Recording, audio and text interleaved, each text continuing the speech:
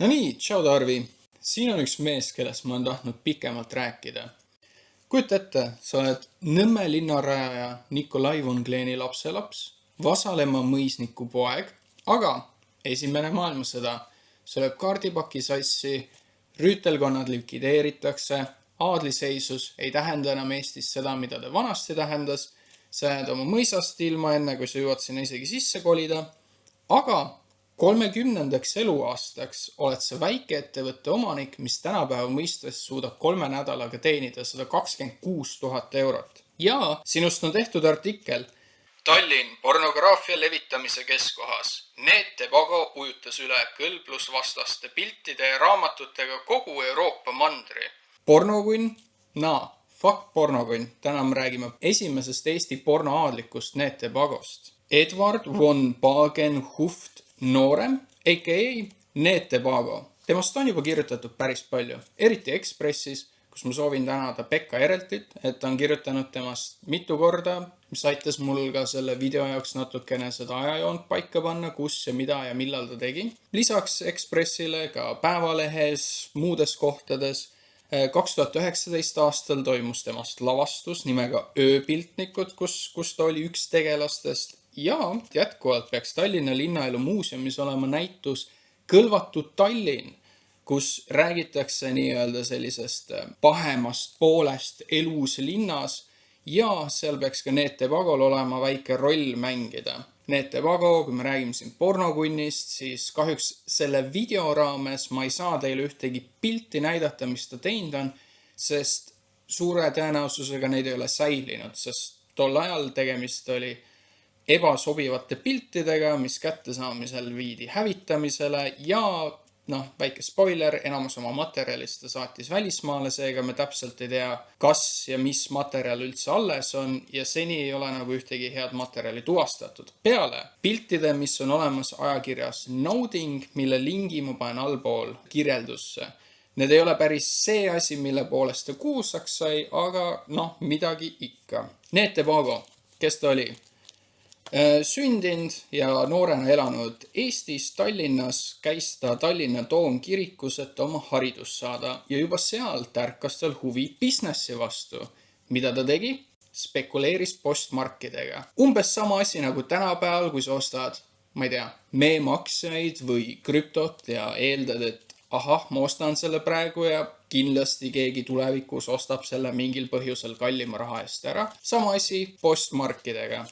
Suht kiiresti ta kolis Eestist ära, elas mööda terve Euroopa erinevates linnades. Oma huvi selle äri vastu, mis ta lõpuks kuulsaks teeb, huvi porno vastu, sai ta Monte Carlos. Ta müüs siis pornograafilist materjali Saksamaale ja Itaaliasse ning ta oli juba suhteliselt noores eas piisavalt nagu ässvend selles valdkonnas, et kui ta Monacos elas, siis ta oli ka sellise porno levitamise klubi nagu Lux esimees. Klubisse Lux proovis ta värvata ka inimesi Eestist, kirjutades neile, et hei, liituge meie väikese organisatsiooniga, saatke raha, leidke ise inimesi, keda juurde värvata ja siis me saadame teile head ja paremat materjali. Kuidas see äri üldse käis? Kuidas ta üldse tegi seda, mis ta tegi? Tal olid abilised Tomson ja Teik, kus siis Tomson oli sisuliselt nagu logistik. Ta võttis tellimusi vastu, saatis neid välja,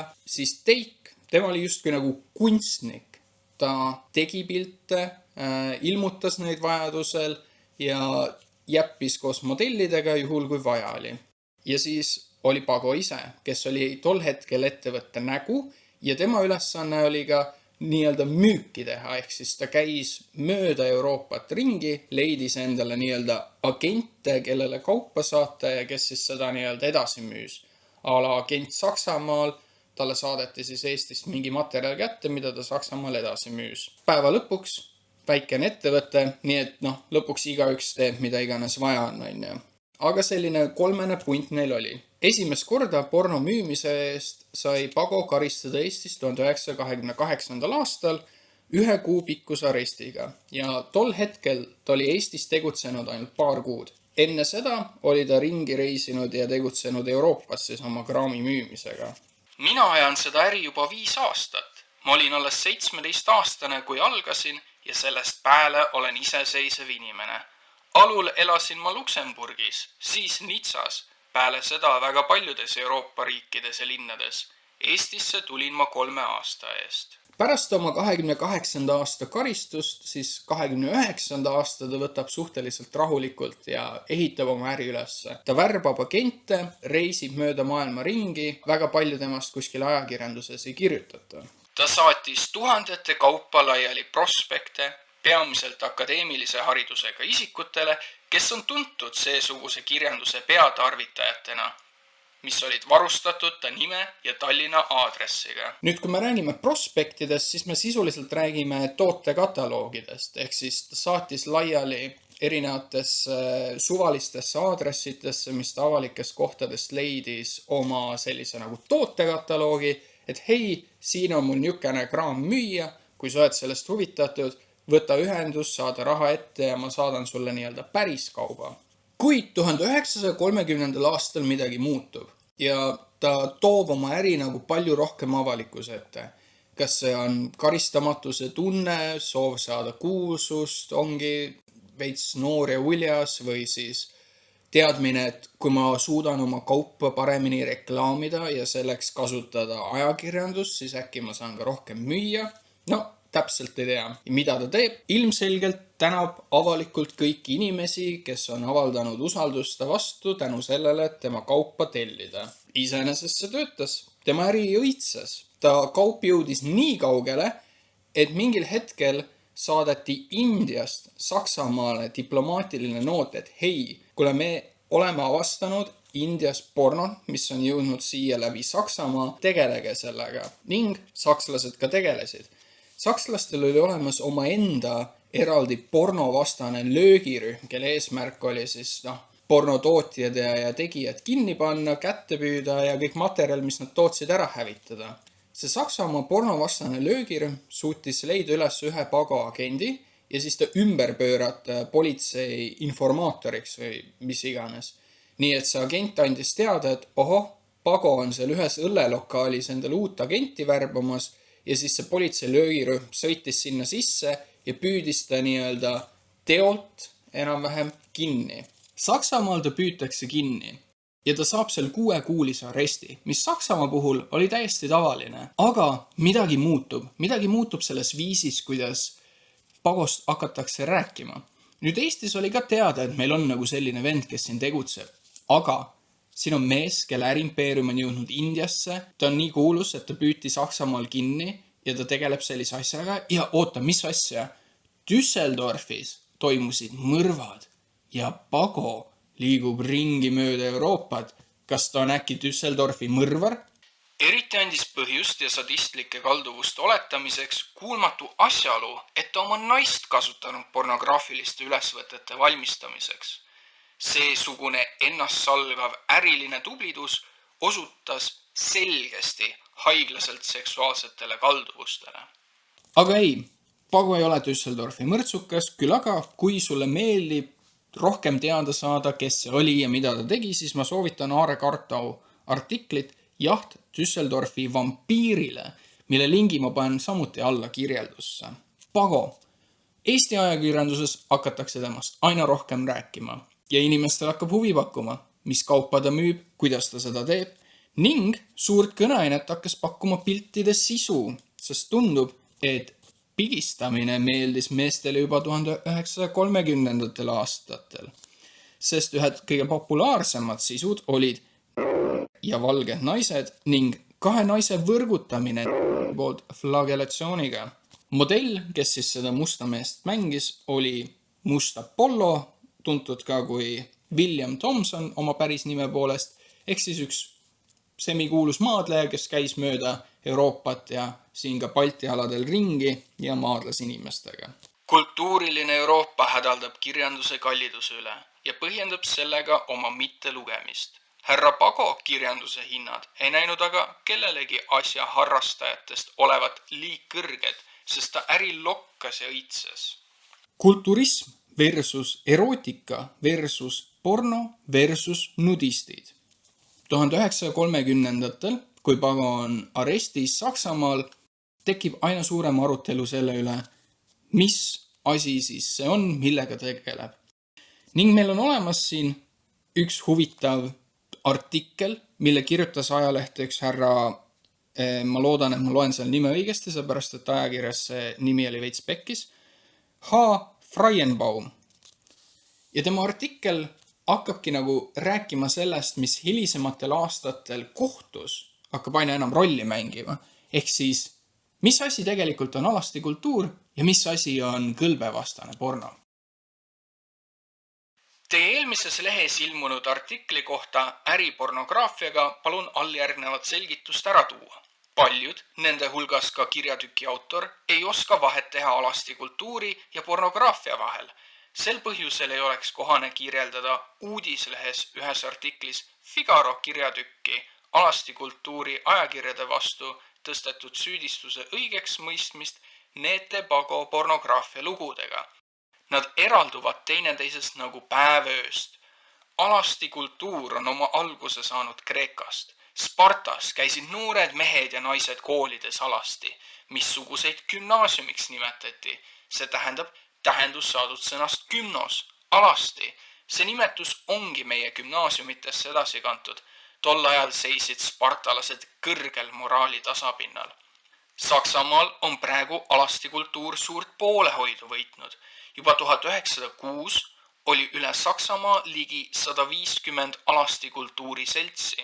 Praegu on seltside arv mitmekordne ja üldse on nendes ligi 1 miljon liiget. Sellel alal ilmub Saksamaal mitukümmend ajakirja, milledest tähtsamad Freibad, Figaro, Die Schönheit, Kõverkultuur, Soma, Asa, Der Leib, Pelagius, Lakendese Leben, Die Freude ja palju teisi. Kõik ülalnimetatud ajakirjad on Balti jaama raamatukauplustes müügil ja nad on iga aruka kultuuriinimese poolehoiu võitnud.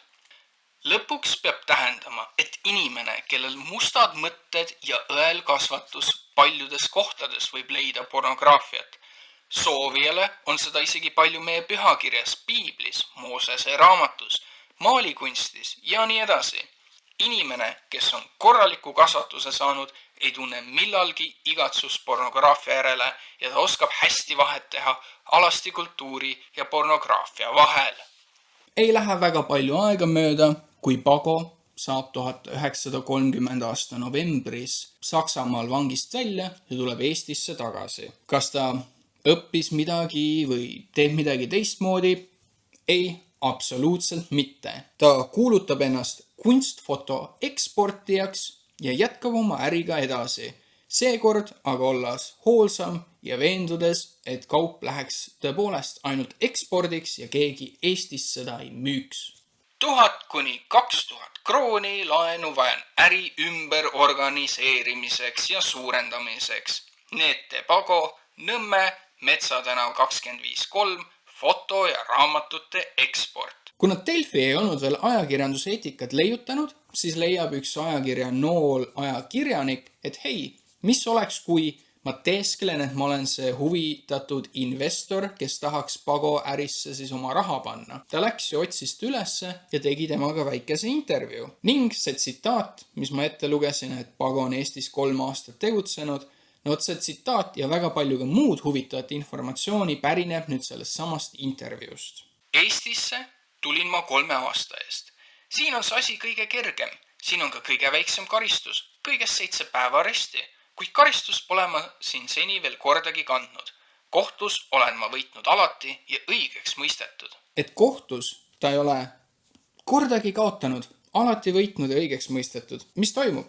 Saksamaal käis asi väga lihtsalt. Eestis on karistus väiksem, 7 päeva aresti, aga kuidas ta alati õigeks jääb? No see on väga lihtne. Ja ka tänapäeval on meil see probleem olemas. Nimelt 2025 aastal toimus lobarakenduses Discord selline avastus, et seal on jututoad, mis jagavad siis paljaste inimeste pilte. Artikli pealkiri oli ala raplakatest on midagi.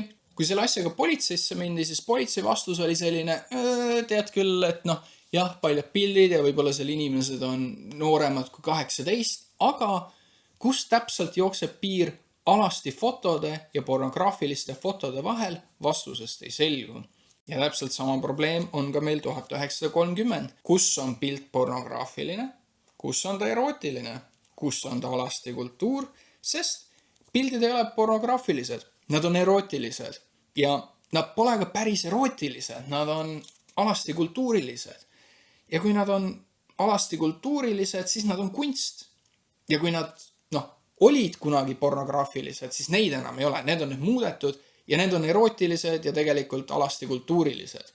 Ja isegi, kui tuvastati, et pildid on siiski pornograafilised, saab appi võtta uue kaitse. Pago kaitsja arvas, et kaebealust ei saa karistada pornograafia levitamise pärast, sest Eestis ta pole käesoleval juhul levitanud. Kõik saadetised on läinud väljamaale. Kuid Pago ei ole loll. Ta teab, et teda aetakse taga politsei poolt. Äril läheb küll hästi, aga tema pidev ilmumine ajalehtedes, ajakirjades ja muudes kohtades, tema nime muutumine selliseks igapäevaseks, tekitab talle probleeme ja neid probleeme ta proovib vältida. Ta hakkab teadlikult tegutsema selliselt, et ta suudaks vältida politsei reide, haaranguid ja igasuguseid muid trikke ja nippe, millega võib-olla teda oleks võimalik kinni püüda. Eriti imestan praegu aga selle üle, et teie kabinet on niisuguses peidetud kohas. Kas see vist väga kardetav on, teie ettevõte? Jah, vaadake, seletab ta. Enne kui mul olid kõik brošüürid ja kirjavahetus enda elukorteris, siis korraldasid nad, politseinikud, tihti läbiotsimisi ja viisid iga kord suure hulga brošüüre kaasa. Sellega sain suurt kahju, sest pidin neid jälle uuesti laskma trükkida. Alles hiljuti konfiskeeriti 4000 brošüüri ja uute trükkimine läks mulle jälle paarkümmend krooni maksma. Praegu on see hädaoht kõrvaldatud. Elukorteris on mul igaks juhuks valmis pandud paarsada hinnakirja. Kui tulevad, siis võtad need kaasa, aga suurem hulk jääb ikka siia. Kas te ehk võiksite näidata mulle ka mõnd päris ehtsat ülesvõtet pärin? Neid ei ole mul praegu siin. Saan vastuseks. Oleks liiga kardetav oma kaubaladu siin pidada. Ladu on mul teises kohas. Samuti on äri muutunud ka agentide osas. Kuna agent, kes ta ära andis ja agentide värbamine oli see, mis ta Saksamaal vangi viis, siis nüüd ta enam agente ei värba. Ei, ta teeb otseturundust. Sul on inimene, kes kaupa tahab ja selle kauba ta talle ka saadab. Mitte ühtegi vahemeest meil enam ei ole. Teil on vist agendid ja esindajad igal maal, kes teie kaupa levitavad. Ei, nüüd teeksite mu härra.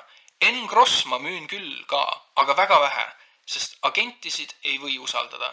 Mul on olnud mitmeid juhtumeid, kus minu esindaja välismaal hakkab pilte ise paljundama ja lööb täiesti lahku minust.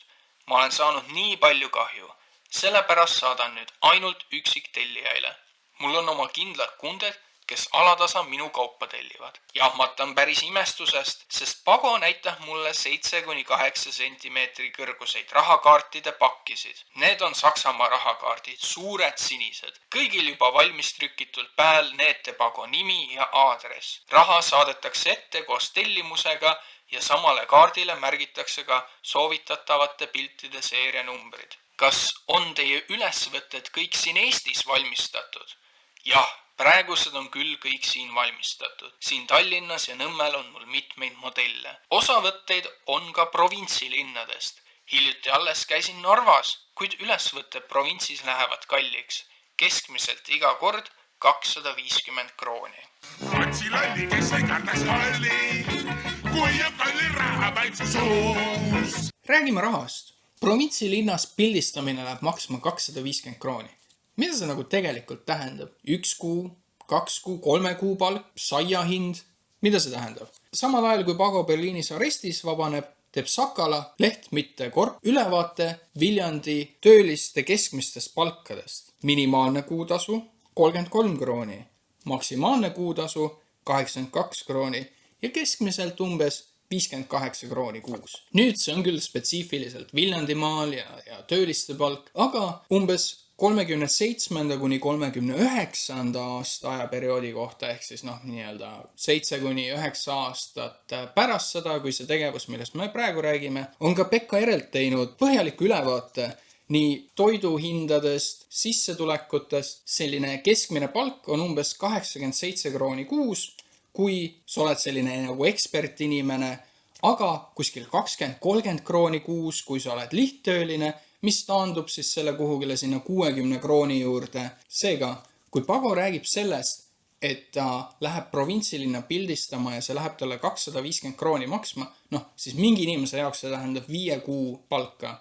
Mõne inimese jaoks peaaegu tervet aasta palka, mõne inimese jaoks paari kuu palka, aga laias laastus 250 krooni on tõepoolest ikkagi päris korralik summa. Aga räägime nüüd edasi meie pornoaadliku 1931.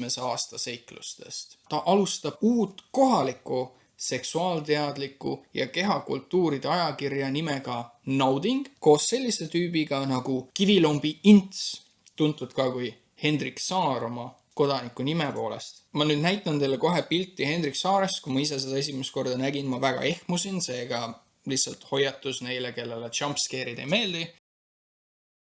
Seesama ajakiri Nauding, nagu ma ennist rääkisin, on tõenäoliselt ainus koht, kus tema pildimaterjal on üldse säilinud. Kõik ülejäänud, mis oli nii-öelda illegaalne kaup, selle kohta hetkel info puudub, et midagi alles oleks. Pago jätkab pidevalt kohtus käimist, aga karistada ta ei saa. Ta muutub julgeks, ta muutub lausa, hakkab nagu ässama võib-olla natukene, sest kui ta saadab oma pilte ja ta saadab neid a la läbi Tallinna Posti, siis see on Tallinna Post, kes need pildid konfiskeerib, kui nad leiavad, et need on nagu kõlbevastased ja nad teavad, et politsei ei soovi, et need pildid leviksid ja tahavad need ära konfiskeerida. Aga mida teeb Pago? Oot, te konfiskeerisite mu pildid ära. Ma annan hoopis teid kohtusse sellest, et te olete illegaalselt minu materjali ära võtnud. Ta annab ise nagu need postkontorid siis kohtusse, lootes, et kui ta võidab, siis ta saab selle konfiskeeritud materjali tagasi. Ja saabki. Esimese astme kohus talle seda võimalust ei paku, aga kui ta edasi kaebab ja teise astme kohtusse jõuab, siis see tõesti leiab, et kui tegemist ei ole nii-öelda illegaalse materjaliga, siis puudub ka alus selle konfiskeerimiseks. Ja need 370 pilti, mis nad talt ära võtsid või brošüüri siis õigemini mitte pilti, need tuleb Pagole kõik tagastada. See tekitabki sellise mure, et politsei teab täpselt, mis toimub. Nad teavad, mida Pago ja tema siis äripartnerid teevad, aga nad lihtsalt ei suuda üles leida seda olukorda, kus nad saaksid ta kinni püüda. Neil on vaja nagu seda tõelist suitseva relva nagu efekti, seda suitseva relva olukorda, kus nad püüavad ta täpselt tegudelt kinni ning 1931. aasta oktoobris nad sellega saavad. Nad saavad oma suitseva kaamera olukorra kätte. Kas minu naine ka poseeris? Reede õhtul avastas Tallinna kriminaalpolitsei Raua tänav 6 Teiki korterist Neete Pago poolt lavastatud järjekorralise pornograafiliste piltide valmistamise toimingu. Neete Pago ühes Teikiga võeti ülekuulamiseks vahi alla. Samuti viibis ülekuulamisel õige rohkel arvul poseerinud isikuid. Nende hulgas isegi majaomaniku tütreid, äristeenivaid prouakesi, abielupaare ja nii edasi, kes poseerimisega teenisid head raha. Kuidas siis politsei pildistamisele sisse sai? Nad kasutasid seda vana head ajakirjaniku trükki ja valetasid. Nad läksid koputasid ukse peale ja ütlesid, et hei, laske meid sisse, me oleme omad joped, me tulime siia pilte tegema. Pärast seda, kui natukene aega nad ukse taga ootasid, siis neile tehtigi uks lahti ja buum, nad said kohe reidiga pihta hakata. Korteri uks oli aga suletud. Koputamise ja korteri omanike järelpärimise peale oskasid politseivõimud esineda oma inimestena. Seepärast öeldi, oodake natukese ning avati peatselt uks. Siin-seal leiduvad riided võeti kohe kui asitõendused ühes fotoaparaadiga ja ülesvõtete negatiividega ametnike valdusesse. Nii rändasid ka daamide püksikesed, särgikesed ja teised sellised intiimsed riidetükid politseisse, kuhu jäävad kuni protsessini, mil need omapärasused asitõenditena esitatakse kohtule. Aga millised need fotosessioonid siis päriselt välja nägid, mida seal tehti ja kuidas seal tehti? Pago oma ateljeega liikus ringi mööda linna ja pani toime pildistamist kord ühes, kord teises kohas. Et politsei kuidagi ei saaks jälgedele, selleks kandis ta kaasas tapeedirulle ja igas uues kohas löödi seinale kaasa võetud tapeedid, mis pärast jälle koristati. Samuti, et mitte ära ei tunneks mööblit, selleks laotati diivanitele ja sohvadele kaasa võetud vaibad, nii et vaid need teavad jutustada kõikidest poosidest. Et poseerijad oleksid lõbusamad ja julgemad, selleks kostitas Pago neid enne ülesvõtmist veini ja viinaga. Neile, kes tasu tahtsid, maksis Pago kuskil 5-10 krooni õhtu eest. Noor 20-aastane elektrotehnik, meesmodell, kelle ta saunast välja valis, maksis 10 krooni õhtu eest. Koos selle politseireidiga aga toimus täielik paradigma muutus sellest, millest räägiti, kui räägiti Neete Pagost. Kus muidu oli alati teemaks see, et oh my god, ta toodab pornograafiat ja müüb seda, kuidas ta suudab. Siis nüüd tekkis küsimus, et oot. Seal oli terve korteri täis modelle. Kes need kõik on? Ühes kohalikus kohvikus, mille külastajateks muide boheemlased ja intelligentsed inimesed kõikidest seltskonnakihtidest, teati esmaspäeval kõnelda, et Pago lugudesse olevat segatud ka ühest pealinna teatrist neil päevil ootamatult välismaale sõitnud noor näitleja. Suureks üllatuseks tuli kõigile, et modellideks ei ole ainult rahalises kitsikuses noored inimesed. Ei, vaid seal oli, nagu ennist öeldud ka, abielupaarid ja muud vanemad prouad-daamid. Nagu näiteks hakatakse rääkima ühest prouast H.K., kelle nime kunagi ei avaldata. Tema on ühe tuntud ärimehe abikaasa, aga tal on selline kalduvus käia Pago juures pilte tegemas ja ta on sellest asjast kohe nii huvitatud, et tal ei ole vaja raha, tal on juba rikas ärimees olemas. Teinekord hoopis läheb ta ise kaamera taha, paneb paika tseenid ja lavastab neid. Ehk siis suureks üllatuseks tuleb see, et on olemas inimesed, kes ei ole huvitatud rahast, vaid kunstist endast. Ja siinkohal lihtsalt fun fact, nagu vähemalt tol hetkel väga populaarne on teha pilte korporantidest. Need modellid panevad endale teklid pähe ja mingi fake värvivara peale ja siis poseerivad ja see oli nagu, üks popimaid asju, mida sai Euroopas tol hetkel müüa. Aga tagasi nende modellide juurde. Kuna modellide nime ei avaldata, aga politseile need on teada, siis tekib politseil niisugune probleem, kus iga natukese aja tagant lähevad mehed sinna nagu, hei kuule, kas minu naise võtsite ka kinni või? Kas te saaks öelda, kes seal palun oli? Nüüd on Tallinnas kriminaalpolitsei tõsises hädas. Iga päev käib palju mehi sääl ja palutavad jumalakeeli. Ütelge ometigi, kas minu naine ka sääl oli. Politsei teeb sellise lükke. Nad ei avalda inimeste nimesi, kes olid modellideks. Vaid mida nad teevad on see, et kõik need inimesed, kes seal kinni püüti, välja arvatud siis need meie põhilised tüübid on ju Pago, Tomson, Tate, et kõik ülejäänud modellid saavad lihtsalt hoiatuse ja saavad hoiatuse parandada oma eluviise, et neid enam kunagi modellina ei tabataks. Ja kui neid uuesti modellina tabatakse, siis politsei avaldab kõikide nende nimed ja näod ja panevad nad protsessile, mis on avalik. See otsus, kuigi hea modellidele, sest nende nimed ei avaldatud ja tõenäoliselt ei hakata neid aina enam torkima ja veel rohkem sinna rambivalgusesse tooma, tekitas aga nagu veel suurema üldise paranoialaine. Ajakirjandus sai nagu kütta neid kirgi aina enam juurde, sest kuna täpselt ei ole teada, kes seal oli, nad hakkavad siis kirjutama aina enam lugusi sellest, kuidas mehed süüdistavad oma naisi, kui nad kardavad, et mu naine käib õhtuti liiga pikalt kuskil ära või mu naine on liiga ilus ja kindlasti Pago on oma küüned talle juba kuidagi sisse ajanud. Ja naised omakorda ütlevad, et ei, ma ei ole seal käinud, aga samal ajal mu mees ei usu mind. Ja siis tekivad sellised lood, kus räägitakse, et oi, naine võttis püstoli ja ähvardas ennast või ähvardas oma meest. Ajakirjanduses läheb teema veel rohkem edasi. Tekivad juurde veel ka sellised ajakirjanduse arutelud nagu kas ma poseeriksin kunstnikule alasti? Vastab võib-olla Eesti esimene Miss Estonia Meta Kelgo ja ma lihtsalt tahan öelda, et tema vastus tuletab mulle täpselt meelde seda olukorda, kui ma oma kihlatuga pean valima välja koha, kus me võiksime süüa või filmi, mida me võiksime vaadata või mingit muud sellist asja. Mina isiklikult vist küll ei poseeriks, kuid kes teab? See oleneb suuresti meeleolust, aga täpselt vastust ei oska ma praegu anda. Ma otsustaksin lõplikult vast siis, kui mulle tehakse selline ettepanek. Praegu ei tea tõesti vastata, kuidas toimiksin, kuid ma usun, et vastan ei. Võib-olla, et ka vastan jah.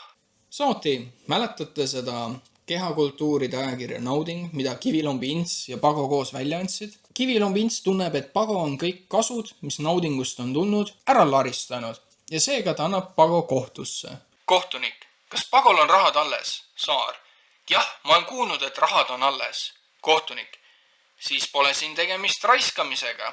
Ise seletate, et Pagol rahad alles, siis on puhas tsiviilvahekord. Saar. Siin on ikka raiskamine. Tsiviilvahekord on siis, kui ärge tulge mulle seadust õpetama, katkestab kohtunik Saare poolelt sõnalt. Saar kaotas selle kohtujuhtumi. Seega me oleme aastas 1932.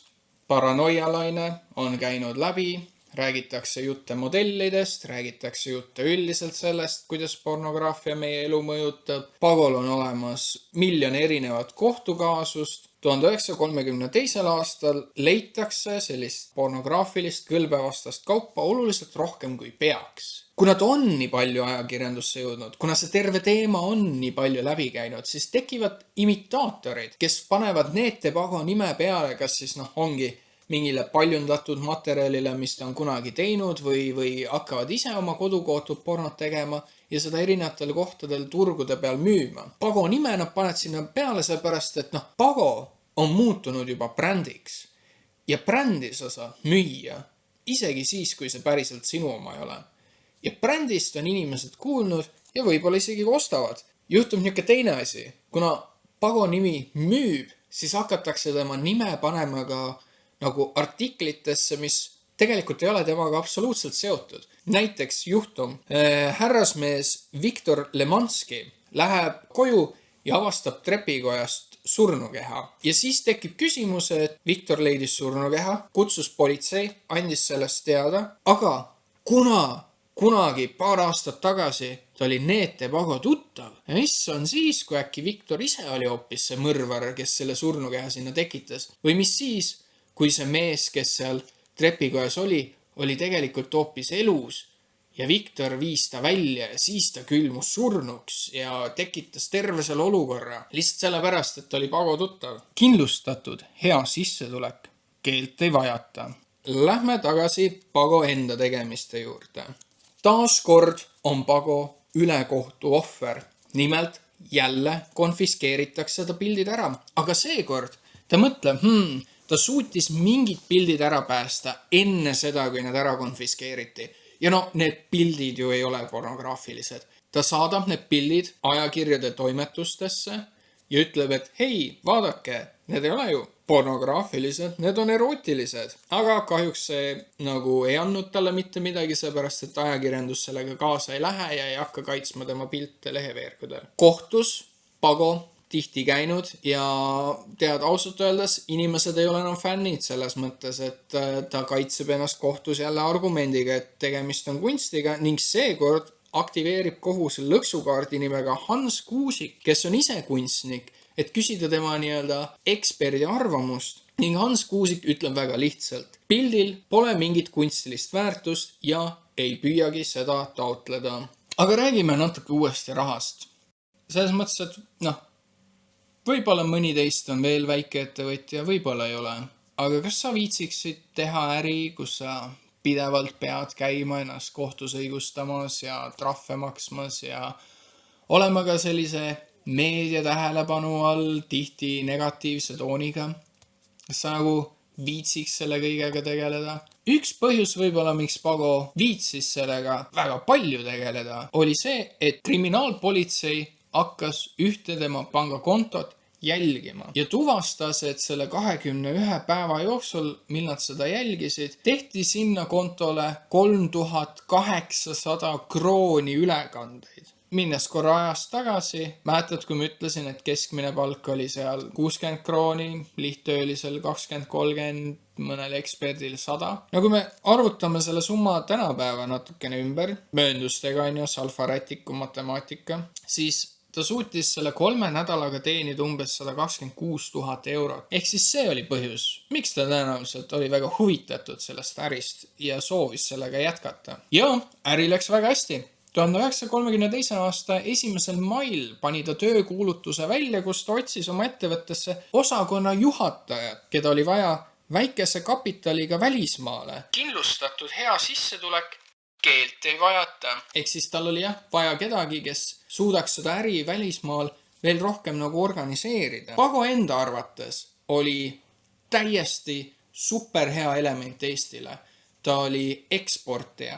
Ta müüs kaupa välismaale, välismaa raha tuli Eestisse. See ainult kasvatas Eesti jõukust. Mitte ainult seda. Ta ütles, et kuna teda nii Eesti Post kui ka politseinikud ja muud sellised tüübid Eestis nii palju taga ajavad, siis ta on sunnitud oma poste edastama kas Lätis, Valgas või Riias ja seetõttu tegelikult on Eesti Post väga loll, sest nad jäävad ilma kõigest sellest kasumist, mis neil oleks muidu võimalik saada, kui nad laseksid selle posti läbi minna, sest Pago ju ostab postmarke ja maksab neile teenustasu kõige selle posti eest, mis ta välja saadab. Eesti võiks lõpetada ta tagakiusamise ära ja lasta tal lihtsalt rahus äri teha, sest siis kõik võidavad. Aga kõik ei võitnud. Inglise politsei palve meie ametivõimudele. Pole õiget paragrahvi. Need Pago pornograafilised pildid on juba otsaga Inglismaal. Ainuke mees, kes mõistab kaubeldada ka üle tollimüüride. Kus varem andis India teada Saksamaal, et hei, teie poolt jõuab meile mingit veidrat kaupa ja palun lõpetage see tegevus ära. Siis nüüd annab konkreetselt Eestile teada Inglismaalt Scotland Yard, et hei, teie poolt jõuab siia väga veidrat kaupa ja võib-olla peaks selle ära lõpetama. Ametivõimude andmetel on Need Pago laiendanud jällegi oma tegevust pornograafiliste piltpostkaartide levitamise alal. Seni saatis ta neid Ungarisse, Austriasse ja Saksamaale, kuid viimasel ajal on ta oma äri laiendanud Inglismaale. Kohalikud ametivõimud on saanud juba Inglise politseilt palve, milles palutakse Pago tegevust pidurdada ja hävitada. See pole aga sugugi kerge, kuna Pago saadab oma saadetised teele väljaspoolt Tallinna, osalt isegi Lätist ning Riiast. Kohtu-uurija juures on kogunenud paberist Pago kohta juba 3/4 jala ehk 22 sentimeetri paksune akt, kuid seni pole leitud veel õiget paragrahvi. Nüüd kavatsetakse tema suhtes kasutada 1001 lõige 2 paragrahvi, mis annab tema süüasja arutamise rahukogu alla ja puudutab uut trükiseadust, mille järgi on karistatav sopakirjanduse levitamine. Sopakirjanduse alla tahetakse nüüd viia ka pornograafilised postkaardid ja pildid. Nii et leheveergudel hakkab nüüd suurem arutelu pihtena mitte selle kohta, mida Pago teeb, vaid selle kohta, et teda ei ole võimalik karistada. Meil ei ole õiget paragrahvi ja see paragrahv isegi, mis meil on, selle karistus on liiga väike ja see ei lõpetada tegevust. Miks see nii on? No see on sellepärast, et tsaari ajal oli ka pornograafia tehniliselt keelatud, aga samas sellele vaadati läbi sõrmede. Kui sa tahtsid seda kaupa kätte saada, siis see olnud väga suur avalik saladus, et seda lihtsalt müüdi. Ja seetõttu ka oli karistus sellele tegevusele väga väike. Ja kui need nii-öelda seadused üle võeti, siis võeti ka see üle ilma sellele väga palju mõtlema. Ning taaskord, Pago ise Eestis ei müünud, tema oli eksportija. Ja seda artiklis mainitud paragrahvi 1001 lõige 2 polnud sellisel viisil kunagi varem kasutatud, seega ei olnud ka olemas sellist head kohtupraktikat, mis päriselt juhtuma hakkab, kui me proovime seda olukorda kuidagi teistmoodi lahendada kui muidu. Aga naljakal kombel seda asja hakatigi lahendama natukene teistmoodi kui muidu. 32. aastal muutus Pago ässamine tõenäoliselt kõige otsekohesemaks. Nimelt 1932. aastal toimus rahvahääletus põhiseaduse üle. Arutelul oli teema, kas muuta ka Eesti selliseks presidendi poolt juhitud riigiks nagu USA. 333 000 häält olid poolt, aga 345 000 häält oli vastu. Ehk siis ei, see rahvahääletus ei läinud läbi ning huvitaval kombel see rahvahääletus oli ka kohustuslik. Kui sa ei läinud hääletama, sa said trahvi selle eest. Huvitav oli see, mis leiti peale häälte valimiskastidest pärast seda, kui hääletus Tallinnas oli ära toimunud. Paljud hääletajad lasknud ümbrikus peale poolt või vastusedelite ka mitmesugust muud literatuuri, kuid nende läbilugemiseks puudus komiteel aeg. Ehk siis jah, tõepoolest, mingid tüübid läksid hääletama ja olid nagu, hei, kuule, näed, siin on minu sedel, minu häälega, aga samuti näed, ma panen Need Pago pornopildid samuti siia sedelisse sisse. Ja eriti naljaks on see, et kuna tegemist oli illegaalse kõlbevastase materjaliga, siis ajakirjandus pidi ütlema umbes nagu, et ei, läbilugemiseks puudus hääletuskomiteel aega. Ei, nad kindlasti ei saanud seda teha, nad kindlasti ei vaadanud seda illegaalset materjali seal kastides. Pärast seda saagat tuleb ka Pagol 32. aastal esimene halvem laks ära. Kurikuulsaks saanud pornograafiliste piltide levitaja Need Pago on seni korduvalt vastutusele võetud rahukogus paragrahv 45 põhjal, kuid alati õigeks mõistetud. Viimati oli Pago järjekorraline protsess eile Tallinna Haapsalu rahukogus, kus seekord tõsteti süüdistus paragrahv 1101 põhjal, mis kõneleb karistusest kõlblusvastaste piltide ja raamatute levitamise pärast. Kohus karistas Pagot 500-kroonilise rahatrahviga ehk 6-kuulise türmiga. Pagol seisab ees veel terve rida samalaadilist protsesse ja nagu viimasest protsessist näha, ei lõppe tema asjad enam nii lihtsalt. Ehk siis, kui siin on öeldud, et 500 krooni või 6 kuud, siis seda see tähendabki. Sa maksad kas 500 krooni või sa lähed 6 kuuks kinni. Karistus nüüd on 5 korda kallim ja neid kohtusaagasi, nagu sa kuulsid, või tulevasi protsesse on veel terve hunni. Seega nüüd tekib väike mure. Kas äri on jätkusuutlik, kui ma saan pidevalt 500 krooni trahvi? Tagasilööke tuleb ka mujal. Ennist me rääkisime sellest, et Pagol on olemas omaenda pildilaod. Huvitaval kombel 32. aasta teisel poolel kõnnib ta ise politseisse. Miks? Sellepärast, et nüüd on temal vaja saada politsei poolt kaitset. Kuidas? Tema ladu on tühjaks varastatud. Tal on vähemalt 80 krooni eest tehtud kahju ja politsei peab aitama tal üles leida seda illegaalset materjali, mida ta politsei eest peidab. Ilmselgelt. Kohus rikub jälle asja ära ja ütleb, et ei, vabandust, me ei saa anda sulle õiguskaitset materjali osas, mis on illegaalne ja mida sa niikuinii ei tohiks omada ega müüa. Samuti ikka veel piinab teda ajakirjandus. Mida ajakirjandus seekord teeb? Üks ajakirjanik näeb, et Pago on sadamas, suhtleb meremeestega ja annab mingi paki üle. Nad ei ütle täpselt, mis seal vahepeal juhtus, aga see pakk, mis anti meremeestele üle, jõuab äkiliselt hoopis ühe toimetuse laua peale. Kus siis selle sisu avaldatakse, laias laastus täies mahus. Esiteks, nad lõikavad modellide näod välja ja panevad need ajakirja lehtede sisse. Selleks, et absoluutselt kõik siis teaksid, kes on nõus Neete Pago modelliks minema. Teiseks, nad avaldavad terve Pago klientide nimekirja. Hoolimata kõigest sellest, mis toimub, mehe äri ikka veel õitseb, sellepärast et nüüd on tal nimekirjas juba kliendid Ameerikast. Ainult armastus teeb naise kauni. 1933. aastal peetakse Pago uuesti kinni. Seda on juhtunud tihti, aga kuidas siis seekord? Paar päeva tagasi peeti Pago ise kinni, kui ta parasjasti arestimajast väljus. Kriminaalpolitsei võttis temalt siis ära kohvri, milles leiti jälle hulk kõlblusvastaseid saadetisi. Ehk siis vend kõnnib sõna otseses mõttes lihatükiga hundikoopasse või pornograafiaga arestimajja. Ilmselgelt on ka humoristid kohe platsis. Paar päeva tagasi peeti Pago ise kinni, kui ta parajasti arestimajast väljus. Rumalasti tegi, et arestimajast välja tuli.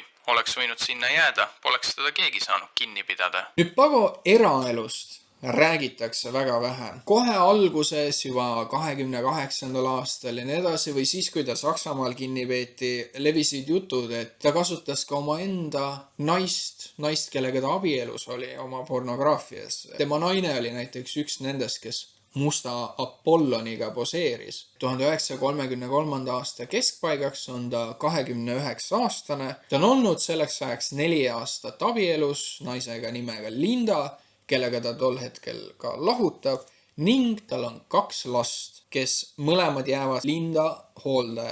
Sisekaitsekord ja tere Kihnu! Nüüd 1933.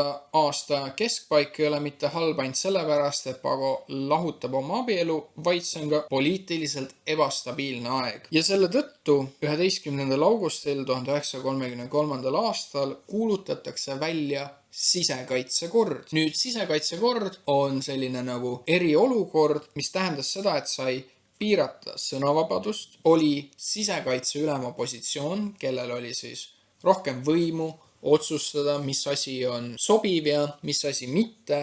Näiteks seesama sisekaitse ülem sai ka piirata uute organisatsioonide loomist või milliste reklaami organisatsioonid toodavad ning üldiselt keelati ära riigikorda kritiseerivad avaldused. Aga sisekaitsekorra väljakuulutamine andis ka väga leidliku lahenduse väga pikalt kestnud probleemile. Riik, kas te mäletate neid pornotüüpe, kelle tõttu me saame pidevalt välisriikidest negatiivseid diplomaatilisi noote? See ju tehniliselt tähendab, et nad on ohuks meie riigikorrale, sisekaitseülem Johnson ja riik. Ja kui nad on ohuks meie riigikorrale, siis nad peaks viivitamatult sisekaitsealast ehk sisuliselt terve riik välja arvatud Kihnu minema sisekaitseülem Jonson. Loomulikult. Seega, sisekaitseülem Jonson vaatas läbi Tallinna-Harju kriminaalkomissari ettekande politseiinspektorile, siis kohaliku Saksa saatkonna märgukirja, Eesti saatkonna kirja Roomast,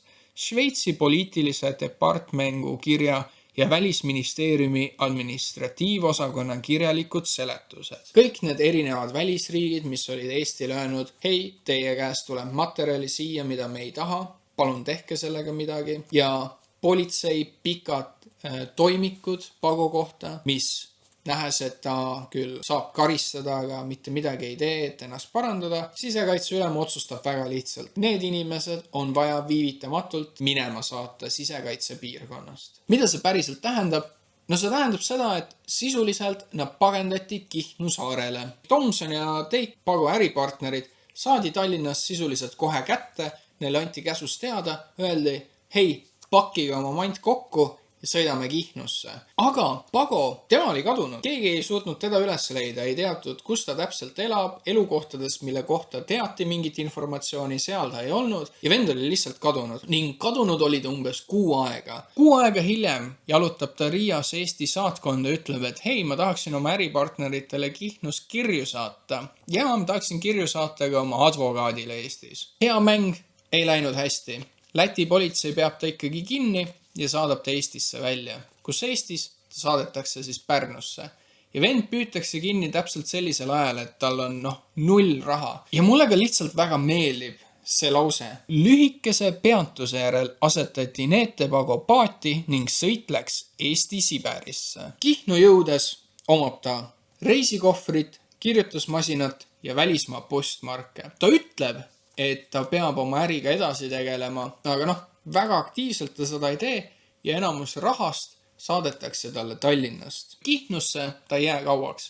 Tema äripartnerid olid seal juba 6 aega olnud, 6 aega pärast seda, kui Pago ise kohale jõuab, sisekaitsekord kaotatakse ära ja kuna sisekaitsekorda ei ole, siis ei ole ka vajadust neil enam Kihnus olla. Ning Pago, ma ei tea, kas mõjutatud nii sellest, et paragrahv tema vastu on muutunud ja karistused on muutunud karmimaks, või sellepärast, et politsei teda nii aktiivselt jahib, või sellepärast, et Tallinnas pidevalt tema materjale ära konfiskeeritakse, kui ta proovib seal neid saata, või siis kombinatsioon absoluutselt kõikidest nendest põhjustest, enam Tallinnasse elama ei lähe. Selle asemel, kui ta Kihnust ära kolib, siis ta otsustab minna edasi elama Valka, kus ta proovib hoida madalat profiili, aga ei, inimesed näevad, kas see on ju Neete Pago, see on see vend, see on see vist tagaotsitav, kriminaal igal juhul, annavad politseile teada, et kuule, Valgas on Neete Pago näha ja siis politsei lihtsalt ütleb, et jah, me teame, ta võib siin olla, et kõik on hästi. Ta hoiab madalat profiili, ta isegi proovib Valgas hakata tootma komme, ta valib selleks välja tehase hoone, aga see tehase hoone ei läbi inspektsioone ning seetõttu kommide tootmist teha ei saa. Nii et ta loomulikult jätkab ka oma põhiäriga edasi. 1934. aastal kuulutatakse välja uus sisekaitsekord ja sa ei arva mitte kunagi ära, mis edasi saab. Kihnu 2 Electric Boogaloo. Hiljuti sai politseivalitsus välismaalt paki pornograafilisi pilte, mille olid sinna läkitanud Tallinna roppude piltide valmistajad ja levitajad Neete Pago ja Teik. Sisekaitseülema otsusel on Kihnu elama määratud nilbete piltide valmistajad ja nendega hangeldajad Neete Pago ja ta abilised Teik ja Tomson. Teik läkitati Kihnu juba läinud nädalal. Ta võeti vahi alla Kloogal, kus suvitas. Neete Pago ise aga kadus põranda alla. Nüüd läks politseil korda teda tabada Valgas, kuhu ta oli elama asunud. Tomson on Eestis kadunud ja nähtavasti kuhugi välismaale elama asunud. Pärast seda, kui ta on Kihnu saarel umbes 6 aega olnud, otsustab ta, et seekord Kihnu saare vibratsioonid ei ole nii head ja ta ei taha siin olla ja üldiselt kõik on nõme. Seega ta otsustab Kihnus põgeneda ning selle põgenemise loo ta nüüd räägib ühes Prantsusmaa koonduslaagris circa 5 aastat hiljem. Ta teadis seda, et Kihnust saadetakse ta korra Pärnusse ülekuulamisele. Ja nüüd, kui ta Pärnusse läks, siis tegelikult ta ei läinud Pärnusse. Ta läks hoopis salaja Tartusse, et oma mingid äriasjad korda ajada. ja siis ta läks Otepääle, et sealt oma auto võtta. Ja autoga ta sõitis siis tõesti nii-öelda Pärnu suunas, aga mitte päris Pärnusse, vaid ta läks kuhugi metsa ja ületas seal salaja piiri Lätti. Ning oma dokumendid, neid ta kaasa ei võtnud, vaid tema dokumendid ja muud sellised asjad smuugeldas üks noor naine söögikarbi topeltpõhjas Läti piirilt üle. Ja siis ta elas ajutiselt Riias. Riias ta ostis endale võltsitud saksa passi. Natuke aega ta elas Riias, siis ta läks Lätis natukene kuhugi teise, veits rohkem maa kohta, aga lõpuks ta oli nagu, ei, see mulle ei meeldi. Ja sealt ta läks edasi Varssavi. Varssavis aga tekkisid tal mingisugused probleemid, seega sealt ta liikus kiiresti edasi Tšehhoslovakkiasse. Kui ta Tšehhoslovakkias proovis edasi liikuda, sattus ta vastamisi piirikontrollis ametnikuga, kes päris tahtis oma tööd teha ja oli oma töö tegemisest huvitatud sellise tasemeni, et ta oli nagu passide ekspert ja ta koheselt mõistis ära, et oota, see mingi saksa välispass, mis mulle siin anti. Jube kahtlane, see ei tundu õige, mis tõttu Pago nagu krabas oma passi mõistes, et ei, tal on veits vesiahju ja see põgenes sealt minema ja Tšehhoslovakkias siis ta otsustas, et selleks, et vältida sellist piirikontrolli probleemi, siis ta hangib endale oluliselt kallima raha eest Eesti passi, sellepärast, et Eesti pass on nii-öelda vähem tuntud ja tõenäoliselt ei ole sul enam mingit entusiastlikku piirivalvurit, kes oskab ära öelda, et hei, see Eesti pass on veits kahtlane ja kes sa üldse oled. Aga Tšehhoslovakkiast ta läks edasi siis Itaaliasse, Genova piirkonda või linna ja sealt edasi oma tuttavasse Monte Carlosse ning lõpuks Andorrasse. Terve selle aja jooksul ta tegeleb pornopiltidega edasi, tuleb isegi teade selle kohta, kuidas Viljandis, Kesk-Eestis püütakse kinni üks Pago agent. Sisuliselt igast riigist ta nagu viibib natuke aega ja siis läheb sealt minema. Üks põhjus ka, miks ta seda teeb, on see, et ta laenab, petab ja külmarvetab igas riigis seni, kuni on vaja uude riiki minna. Kuni lõpuks siis jõuab Andorrasse välja. Need teeb Pago Andorras. Tahab omale söömiseks Valga sinki. Paar päeva tagasi sai ühisus Lõuna-Eesti eksport tapamajade lihaäri Pagolt kirja, millest ta palub saata Andorrasse Eesti sinki. See olla hea ja hoopis odavam kui seal. Kuna aga Pago raha ette ei saatnud, siis siit sinki oraste peale välja ei saadetud. Oraste peale välja saatmine ehk siis nii-öelda ehku peale minek ja arvestades absoluutselt kõike seda, mis me tema kohta teame, siis kas sa tõesti arvad, kui see vend oleks selle singi talle saatnud, siis Pago oleks selle raha talle hiljem tagantjärgi edastanud. Aga Andorrast jõuab ta lõpuks Hispaaniasse. Nüüd siin teile kõigile üks huvitav Hispaania fakt. 1936. kuni 1939. aastal on Hispaanias kodusõda, kus Franco parempoolsed on sõjas siis erinevate vasakpoolsete rühmitustega. 1936. aastal elab Pago Kanaari saartel Las Palmases. Kuidas ta sinna jõudis? Päris täpselt ei tea. Aga see Hispaania kodusõda tähendab seda, et mingil hetkel siis võim Las Palmases vahetub. Nüüd seda järgnevat lugu on mitu erinevat versiooni. Seega ma ei tea täpselt, mis on õige, aga laias laastus detailid väga vahet ei ole, sellepärast et lõpptulem on mõlemal puhul sama. Tallinna meremehed räägivad ühe loo. Las Palmasesse tuleb üks noor ja tegus härrasmees, eestlane nimega Nete Pago ja kiirelt leiab ta endale 2 eestlasest sõpra, Martin ja Linda, kes peavad paari nimega Neptun. Ühe loo järgi on sõdur Neptuni baaris joomas ja siis saab mürgituse ja sureb. Ja arvatakse, et kas keegi on sõduri meelega ära mürgitanud. Et kas see Martin ja Linda on osa mingisugusest riigireeturlikust salapaktist. Tegelikult mis aastatakse on see, et Martin ja Linda palavad veini sisse, muudesse jookidesse vett ja mett ja igasugust muud asja. Ehk siis tüssavad oma kliente. Ja kuna see De Pago on seal nende sõber, siis uuritakse ka millega tema tegeleb. Ja ta peab fotoaparaatide äri, ostab Saksamaalt siis järelmaksuga fotoaparaate, mida ta edasi müüb. Aga siis, kui on aeg järelmaksu tagasi tasuda, siis seda ta ei tee. Teise loo puhul avastavad meremehed ise, et see Linda ja Martin segavad jookidesse vett ja mett ja muud jama sisse ja siis peksavad selle Neptuni paari segi. Kui hakatakse seda juhtumit nagu täpsemalt uurima võimude poolt, siis nad avastavad, et Martin ja Linda tõepoolest tüssavad oma kliente ja nad avastavad ka siis selle Pago fotos skeemitamise businessi. Neete Pago karistatakse 3-aastase vanglakaristusega. Kuna tehniliselt ta on Franco mõistes mitte sobiv välismaalane, siis ta saadetakse hoopis koonduslaagrisse Camp de Gour. Neete Pago siis jalutas sinna sisse, ta oli kiitsakas, veider vend, oskas väga mitmeid keeli, hispaania keelt rääkis puhtalt. Camp de Gouris ta siis pandi sinna, kus olid ülejäänud eestlased ja samuti näiteks mingid lood, mis ma siin rääkinud olen, lood, mis siis seal Camp de Gouris kirja pandi. Aga mis edasi saab? Pärast seda, kui ta saadetakse Prantsusmaa koonduslaagrisse, mis toimub? Teine maailmasõda hakkab pihta ja kus on tema? Keegi täpselt ei tea. Sisuliselt 22 aastat on mees kadunud ja ei ole täpselt teada, mida ta teeb. Kuni ühel huvitaval päeval ilmub ta uuesti välja. Omal ajal Eestist tuttavaks saanud pornograafiameister baltisakslane Neete Pago tuli umbes 2 kuud tagasi Rootsi. Võimud pidasid teda soovimatuks välismaalaseks ja saatsid ta maalt välja. Ta on rikas ja tahab ikka veel pornot müüa. 60-aastane Neete Pago sõidab Norrast Rootsi. Miks ta sõidab Norrast Rootsi? Sellepärast, et Norra ja Rootsi vahel on piirikontroll pehme, sest jätkuvalt Pago on kuskil rahvusvahelises mustas nimekirjas ja seetõttu nagu piiride vahet liikumine ei ole tema jaoks nii lihtne. Miks ta üldse Rootsi läks?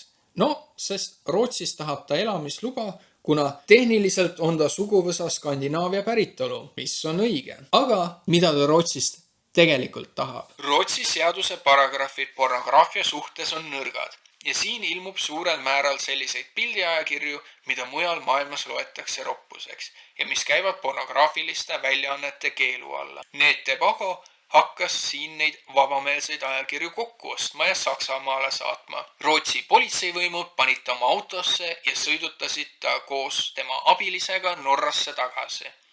Arvatavasti saadavad ka Norra võimud ta oma juurest välja. Ehk siis Rootsis tahtis ta jätkata selle sama asjaga, mida ta on tõenäoliselt terves aeg teinud. Osta pornograafiat kokku, sest Rootsis on seda võimalik lihtsalt teha ja müüa seda Saksamaale, kus see kaup on jätkuvalt illegaalne. Nüüd, meie elu eestlaste ajaleht Kanadas suutis täpsemalt informatsiooni juurde leida selle Pago väiksele reisile, mis ta Rootsis tegi. Ja seal nad avastasid, et näiteks Pago ei ole mitte ühegi hetkel eksisteeriva, tol hetkel siis eksisteeriva riigi kodanik. Tal on olemas Eesti pass, mille ta sai Eesti saatkonnast Londonist, siis tuleb välja selline huvitav informatsioon, et peale teist maailmasõda ta elas ajutiselt Saksamaal. Ta oli isegi kuskil põgenikelaagris, kus Baltikumi inimesi hoiti, aga pärast seda ta kolis Prantsusmaale ja elas pikemat aega Prantsusmaal, kus ta siis pidas koos oma pojaga kellassepaäri. Prantsusmaal tal tekkisid mingid sekeldused ja seetõttu ta tahtis Prantsusmaalt minema minna. Kui ta Rootsi tuli, hakkas ta kohe üles otsima eestlasi ja ta soovis nende eestlastega hakata äri tegema. Kuidas?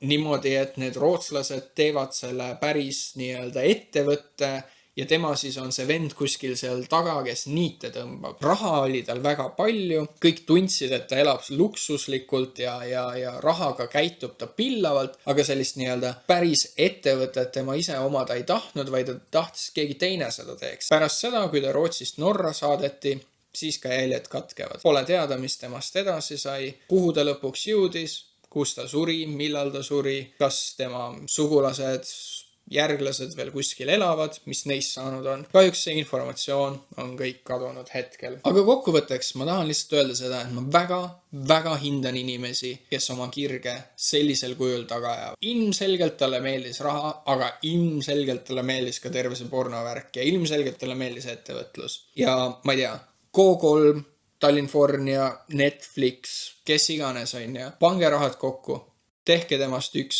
draamaseriaal. Nagu see on nii huvitav ajastu, see on nii huvitav inimene ja see on taaskord selline mõnus teema, kus sa saad olla tõsine, aga kus saad ka veits musta huumorit teha.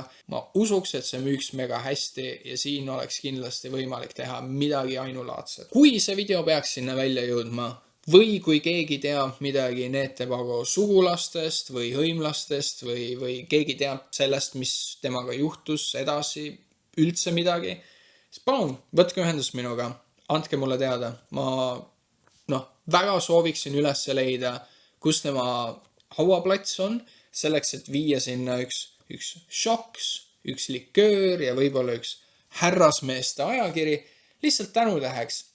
Ja vot, siin on jah, väga, ma ütleks pigem lühike kokkuvõte ühest väga huvitavast inimesest.